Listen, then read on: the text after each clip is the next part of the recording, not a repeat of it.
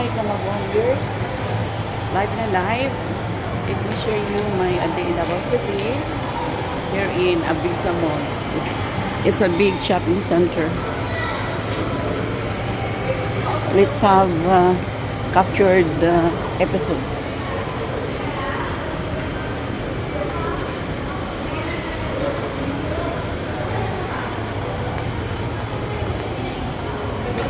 This is their floor.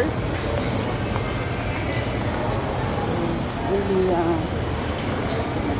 wonderful shopping center.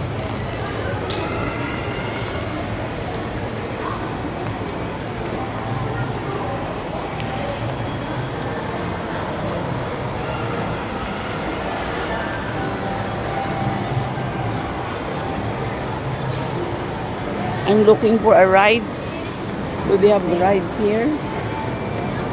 Let's have our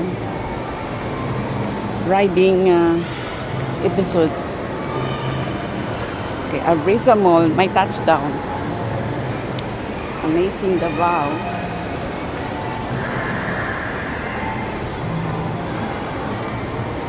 Okay, let's go there. I think this is the playground area, the play area for kids.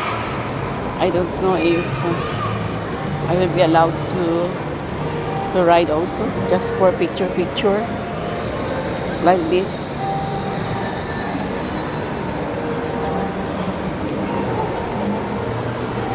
Let's go here.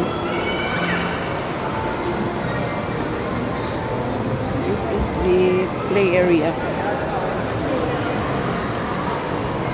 Wow.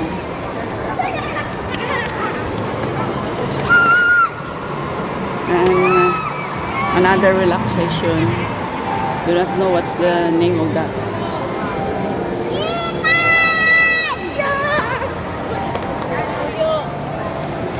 Let's have a glimpse of other play activities. The slide, they have the slide. I do not know what's this.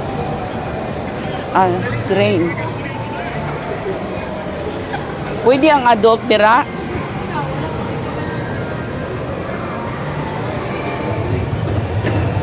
Pwede mo kung anak mo sakay. So this is it. Pwede mo sakay dire ang adult? Pwede mo sakay dire? Pwede po mo sakay dira. So this is just my day in Davao City. Just having my quick rejuvenation. I'm having a picture. I have a picture here. Okay. A day in Abisa Mall, Davao City. It's a wonderful day. Wide space, big shopping center.